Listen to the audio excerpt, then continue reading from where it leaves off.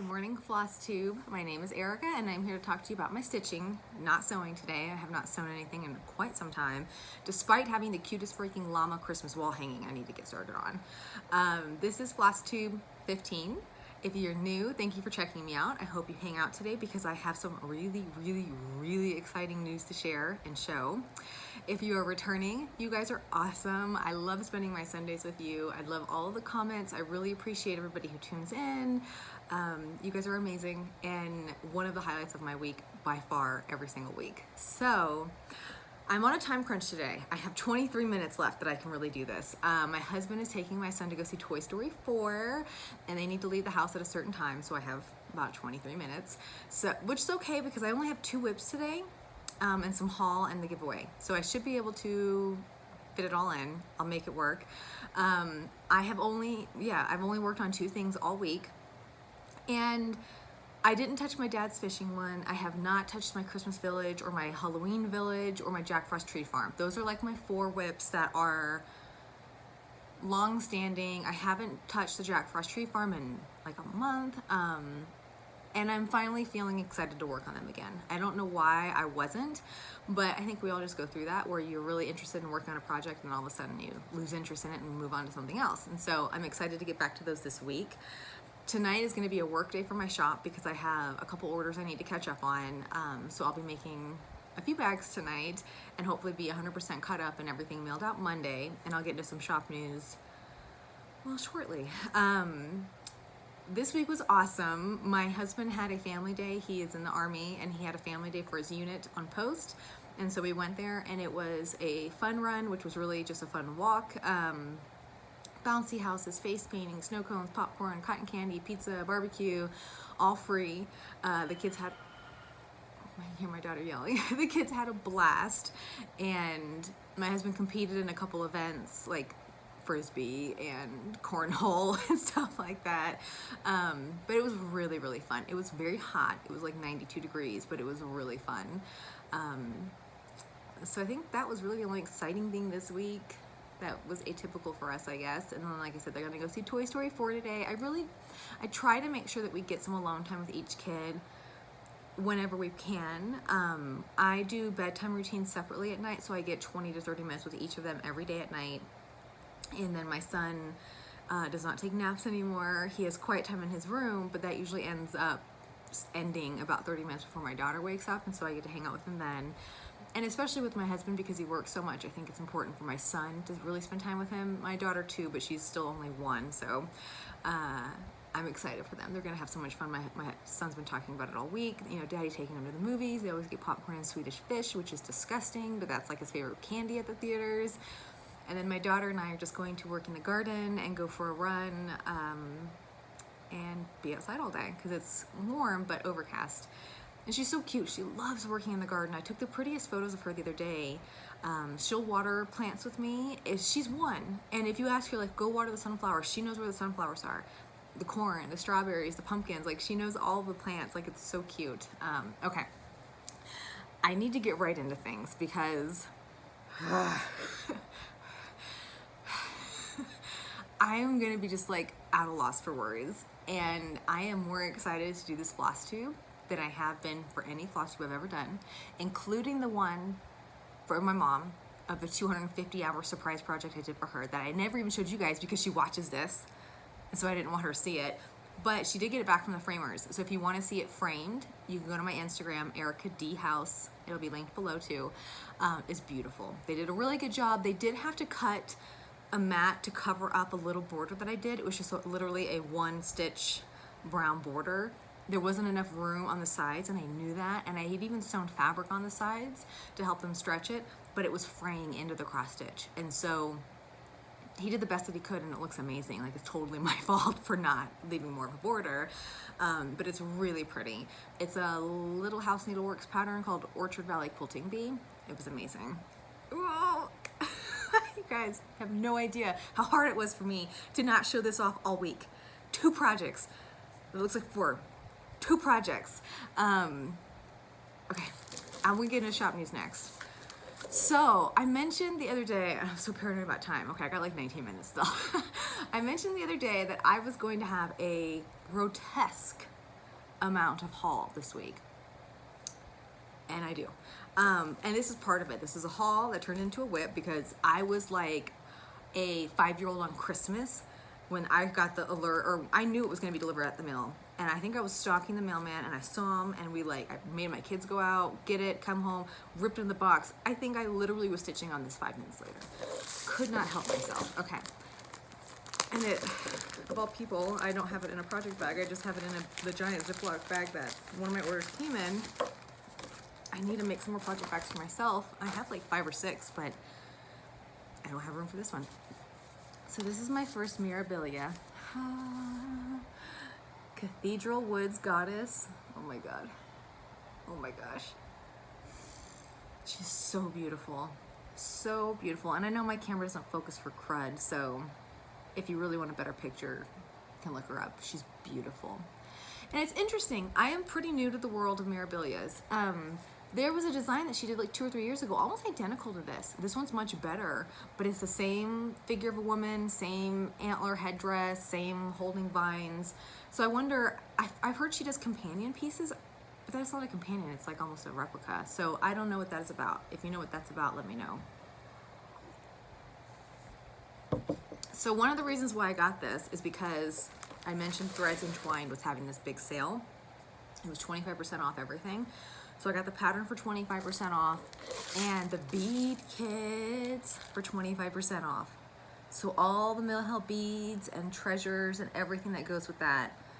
I want to say this was $17 and then 25% off, that's like $4.50. So it was a pretty good savings between the pattern and this. So I was like, well, I have to get it.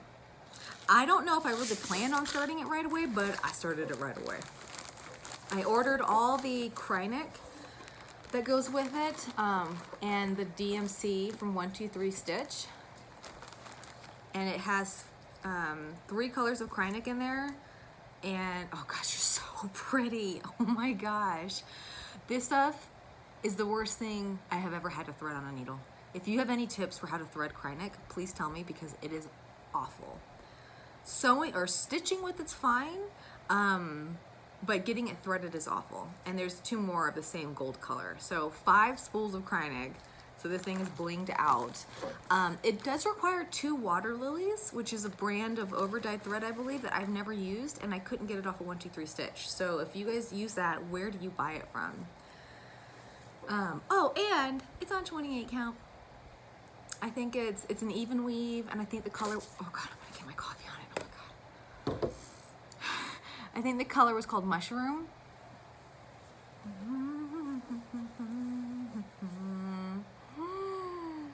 Look at her headdress. And the rose gold like earrings falling down. Her brown hair. Oh my goodness gracious. Oh, and the light is coming in.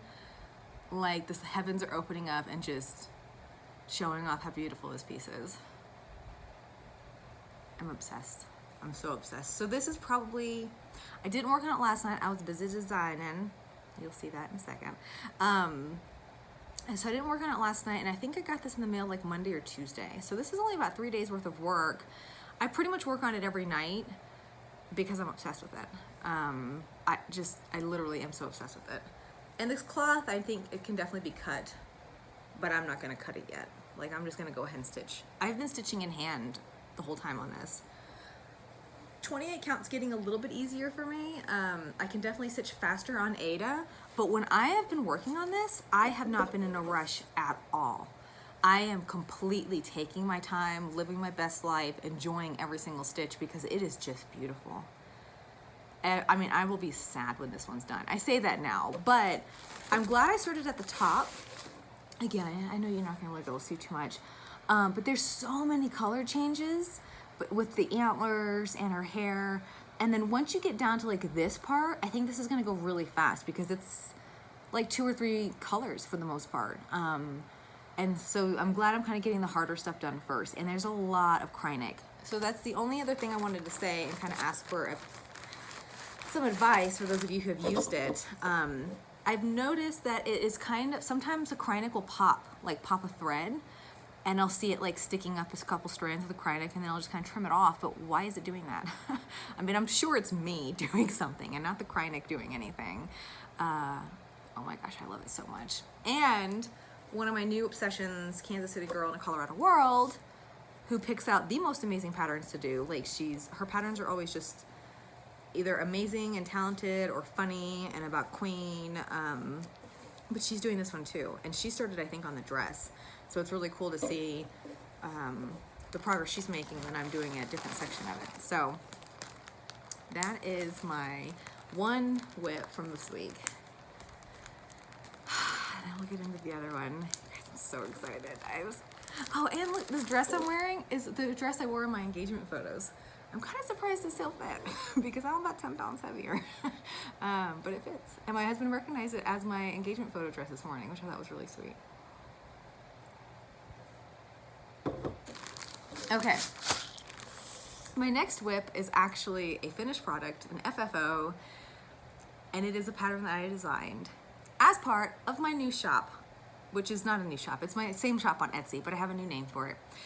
It was listed as Erica D House. I've been on Etsy since 2009, so 10 years. I started off with jewelry and cross stitch, which is really ironic that 10 years later I've come back to doing that. Then I went into, I guess it was a separate shop. I was dating a chef for a while, and we had a gourmet marshmallow shop on Etsy called Food Snob, because he was a food snob, and he owned a couple of restaurants in Pensacola, and really, really good chef. Horrible person, but he was a good chef, made some good marshmallows. And then I went into, I guess it was the kids' toys next. I took a couple years off, and then I came back to sewing and cross stitch. And so I've been wanting to think of a name for the shop, not just my name. I mean, I have nothing against my name, but I wanted an actual name for the shop.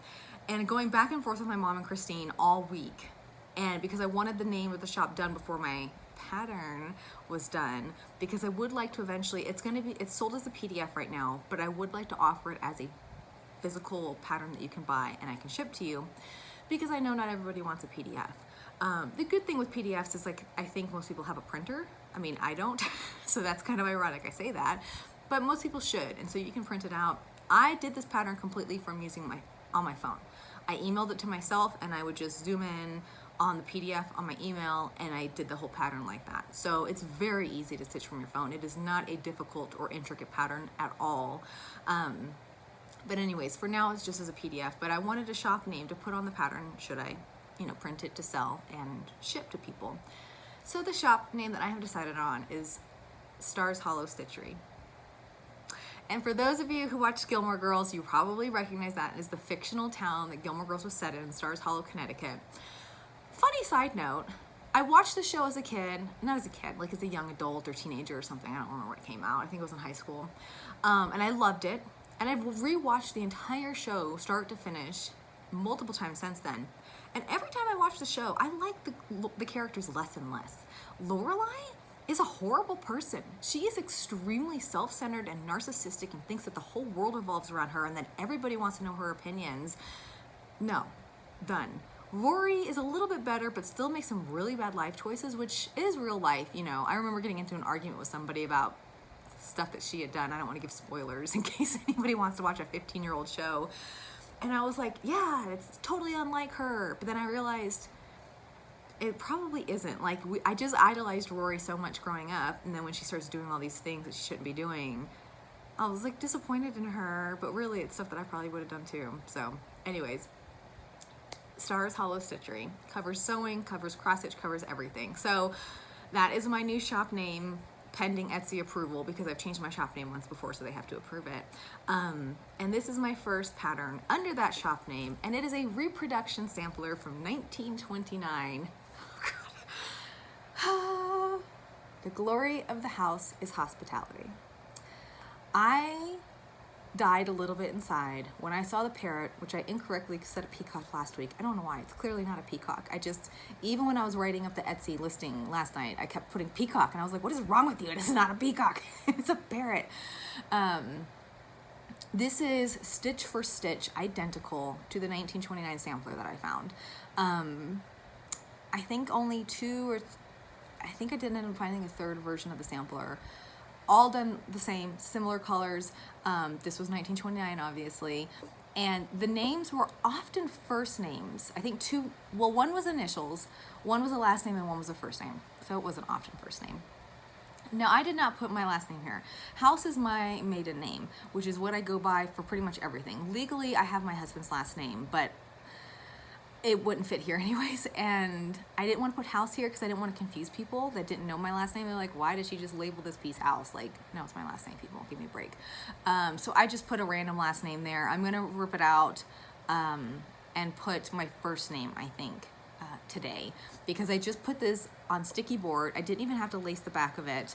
I'm obsessed with it. The colors are perfect. Like I said, this is from the 20s, and so I definitely feel like there's an Art Deco vibe to the door. Like I said, the rabbit and the parrot got me, and it's just beautiful.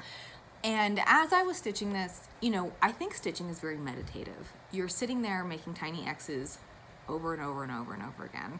So you have a lot of time to think. Like, even though I watch Flosstubes, I don't really watch them as much as I'm looking at this piece. And the whole time, or not the whole time, much of the time that I spent stitching this piece, I thought about life in the 1920s and the sentiment behind hospitality and how, not to be gender stereotypical, but women really took so much pride in their home and their family and being welcoming to their neighbors and their family and their friends.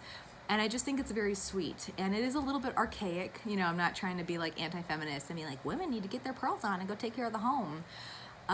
But I think even in dirty gym clothes, like I'm in 90% of the time, like you can still be hospitable to people. And especially like neighborly hospitality, I feel like has gone to nothing in the last couple of decades. I think it was my mom I was talking to about this at some point, and God, there's a guy walking around my neighborhood who looks like a hitman. She was talking about someone she had spoken with who was an older person. I don't know if it was a family member of ours. And she remembers commenting on going to a neighborhood, it must have been like the 50s or 60s, and seeing fences in all the backyards and being like, why are there fences? Like, it's so weird to think of fencing yourself in, where she was used to being, you know, out in her backyard and talking to her neighbors and hanging clothes on the line and seeing the kids running around. And now it's like, we're all so fenced in. We don't talk to anybody. We don't know our neighbors. It's just kind of sad. So anyways, when I saw the original piece, I love the sentiment. I love that bird. And I just was like, you know what? I think I could recreate that. And then a week later, here we have it. So the pattern itself didn't take me too long to chart. And I stitched this up very easily in the last week. I started stitching this, I think, last Sunday after the Flosstube. It does have 3 colors of variegated floss in there. Oh my gosh, I got 6 minutes left. Mama needs to talk fast. This was a classic Colorworks brown. It is not variegated at all. I would just use a DMC. I have a very, very good DMC substitution. The only reason I went with this classic Colorworks is because it does have a little bit more of a gold undertone, which I really liked for the 1920s. The green, I would definitely recommend using the variegated floss because it gives it the appearance of real greenery. And I kind of wanted it a little bit faded looking like the original piece. And then the pink was variegated, but not by much. And so really, you could get by with just buying the one variegated floss, and then I think it was like 5 colors of DMC. It is in my shop now, linked below. And because you guys are awesome, and I seriously appreciate all the support that you've given me over the last 15 weeks, it's listed as $8, but for this week, starting today, ending on Saturday, if you use code THANKYOU, all capital letters, it's $3 off. So it's only $5. Please tag me on Instagram if you do it, hashtag Stars Hollow Stitchery, and I would love to see if anyone else does this. I included an entire alphabet, uppercase and lowercase. I worked on that for about 2 hours last night. Based on, these are the original letters of the pattern, and so using these letters, I stylized the rest of the alphabet to go with them. So this is my new piece. I love it. This is a frame from Hobby Lobby. I can't remember the name of it, but it was $8. And I think it goes really well with the piece. So I hope you guys like it. I'm obsessed with it. I think it's beautiful. I think it's a good reminder of what I kind of want my home to be like and the atmosphere I want to provide for people that come by, which is very rare to never. But you also know, if you've watched my Flosstubes, I am very obsessed with like the Victorian era and 1920s, 1940s, 1950s, like the 30s I think just kind of sucked with the Depression. But there was just so much about that piece that pulled to me. Okay, I'm gonna go through this in like lightning speed. Haul, my husband saw this and he asked me to do it for him. Not all fishermen are liars. It's just that a lot of liars fish. I love this. If anyone is interested, I am thinking about doing a pattern like this, but modernizing it. I mean, like, this dude is really 80s and kind of creepy looking. Nobody needs to wear them red shorts anymore. And also making this a freshwater fish and not a saltwater fish. This is a stamped kit. So I'm thinking of basically recharting this quote and doing something similar but with a freshwater fish. I also have another reproduction sampler I'm already working on. Well, I have it picked out. I haven't actually started charting it yet. It's amazing. Like, amazing is an understatement. And I'm not just saying that, like, tooting my own horn. The pattern is unlike anything I have ever seen in vintage or antique samplers. Blown away. This is a 28 count Bluebell Jobelin. I'm going to be using this to stitch my tiny modernist medieval castle on for my daughter. Very pretty. Got it from 123 Stitch. Okay, I ain't got time to move. Some more of my haul. I got the rest of the patterns. This I got from Threads and Twine for 25% off. The remaining two that are released for the Jack Frost Tree Farm. I got this also for 25% off, Santa's House. So cute. I'm gonna do that for my kids for Christmas. Kids just love all the little details, you know? They're so observant. And I remember as a kid being able to look at stuff like this and just was sucked into all the details of it. This I got at Ruth's Stitchery. I went in there to pull threads for the 1920 sampler, and I wanted to find like the perfect shade of green and pink and red. And a lot of the overdyed greens had some really strong yellow undertones to them, and I didn't want that. So anyways, I was in there. My kids went insane, as usual. A little bit better than normal. But I happened to just literally walk by their cross-stitch fabrics, and I saw this. Oh gosh, of course you're not even going to be able to really tell. It's a opalescent 14 count Ada, because I am still loving my 14 count. Oh, there you go. It is very sparkly in real life. And I got it thinking it would be perfect for a Christmas design, but so much Christmas designs have snow in them, so I wouldn't be able to do any sort of Christmas designs with snow. So what would you use this for? If you guys had opalescent white fabric, my friend Christine suggested there was a unicorn and princess pattern I wanted to do for my daughter too, and that would be pretty on here. But I really wanted to do a Christmas one, so what would you guys do? Okay, so I actually, I'm on time somewhat. Okay, last week's giveaway was this adorable Halloween chart, and the winner is Linda Seismaniak. I'm sorry if I'm saying that so wrong. Please email me your address below, and I will get this out in the mail this week. The giveaway for this week is these two punch needle kits again. Not kits, patterns. I tried to give them away a couple weeks ago, and the winner never claimed them. So this amazing Sheer Pride, get it? Oh my God, I think I've convinced my husband to let me get miniature sheep.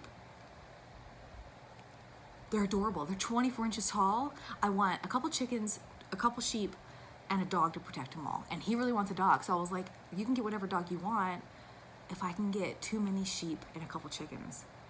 And he didn't say no. So in my mind, that means that I have convinced him now to let me do this. Sheer Pride, and then this amazing kind of creepy, oh my gosh, Pretty Southern posted something on her Instagram the other day, and it was like a pattern for knit babies from the devil, and they were awesome and terrifying, and the eyes kind of remind me of that, the baby. Okay, so if you want these two, I